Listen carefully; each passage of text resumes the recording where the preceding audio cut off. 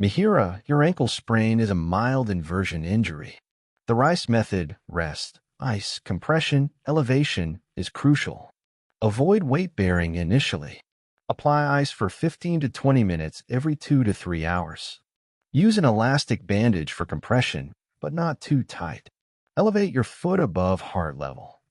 Over the next few days, gentle ankle exercises can be beneficial, but avoid forceful movements.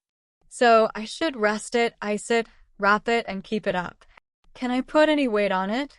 Minimal weight bearing is okay after a few days, but avoid putting full weight until swelling subsides.